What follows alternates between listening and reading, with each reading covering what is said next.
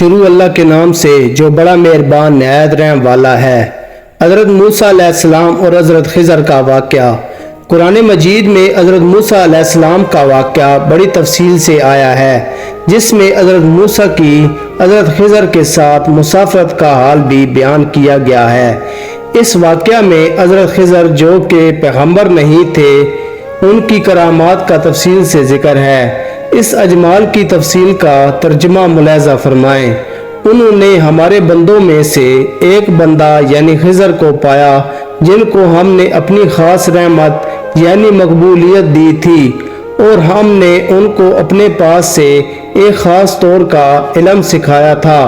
موسیٰ نے ان کو سلام کیا اور ان سے فرمایا کہ میں آپ کے ساتھ رہ سکتا ہوں، اس شرط سے کہ جو علم مفید آپ کو من جانب اللہ سکھایا گیا ہے، اس میں سے آپ مجھے بھی سکھا دیں۔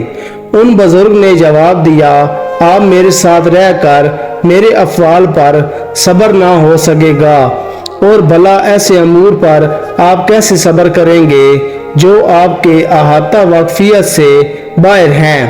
حضرت موسیٰ نے فرمایا، انشاءاللہ آپ مجھ کو صابر یعنی ضابط پائیں گے، اور میں کسی بات میں آپ کے خلاف حکم نہ کروں گا۔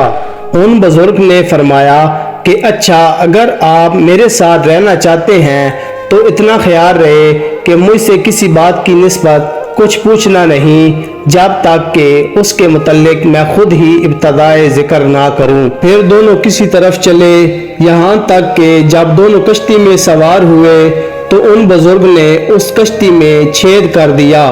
حضرت موسیٰ علیہ السلام نے فرمایا کہ آپ نے اس کشتی میں اس لیے چھید کیا ہوگا کہ اس کے بیٹھنے والوں کو غرق کر دیں۔ آپ نے بڑی بھاری یعنی خطرے کی بات کی۔ ان بزرگ نے کہا، کیا میں نے کہا نہیں تھا کہ آپ سے میرے ساتھ صبر نہ ہو سکے گا؟ حضرت موسیٰ علیہ السلام نے فرمایا کہ مجھ کو یاد نہ رہا، سو آپ میری بھول چوک پر گرفت نہ کریں اور میرے اس معاملے میں مجھ پر زیادہ تنگی نہ ڈالیے۔ پھر دونوں کشتی سے اتر کر آگے چلے، یہاں تک کہ جب ایک لڑکے سے ملے تو ان بزرگ نے اس کو مار ڈالا۔ حضرت موسیٰ علیہ السلام گھبرا کر کہنے لگے، آپ نے ایک بے گناہ جان کو مار ڈالا، اور وہ بھی بے بدلے کسی جان کے۔ بے شک آپ نے یہ تو بڑی بیجا حرکت کی۔ ان بزرگ نے فرمایا، کیا میں نے آپ سے نہیں کہا تھا کہ آپ سے میرے ساتھ صبر نہ ہو سکے گا؟ موسیٰ علیہ السلام نے فرمایا کہ خیر آپ کے اور جانے دے، اگر اس مرتبہ کے بعد آپ سے کسی امر کے متعلق کچھ پوچھوں تو آپ مجھ کو اپنے ساتھ نہ رکھیں، بے شک آپ میری طرف سے عذر کی انتہا کو پہنچ چکے ہیں۔ پھر دونوں آگے چلے، یہاں تک کہ جب ایک گاؤں والوں پر گزر ہوا تو وہاں کے لوگوں سے کھانے کو مانگا کہ ہم مہمان ہیں، سو انہوں نے ان کی میزبانی کرنے سے انکار کر دیا۔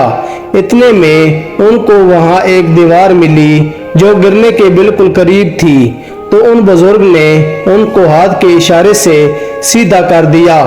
موسیٰ نے فرمایا، اگر آپ چاہتے تو اس کام کی کچھ اجرت ہی لے لیتے۔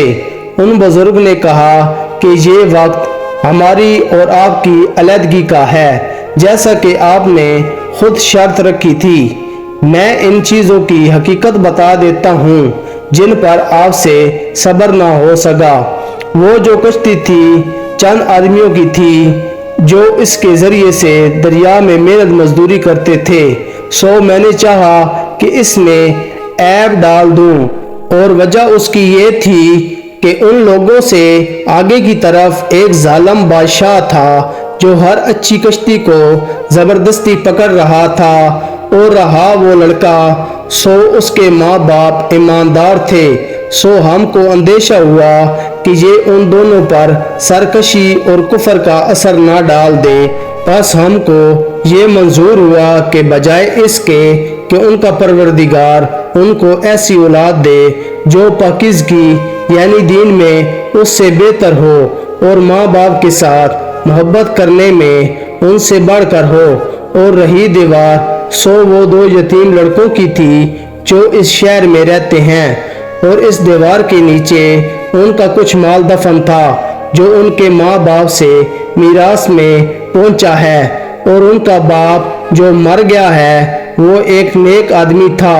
سو آپ کے رب نے اپنی مہربانی سے چاہا وہ دونوں اپنی جوانی کی عمر کو پہنچ جائیں اور اپنا دفنایا ہوا مال نکال لیں، اور یہ سارے کام میں نے الہام الہی کیے ہیں، ان میں سے کوئی کام میں نے اپنی رائے سے نہیں کیا۔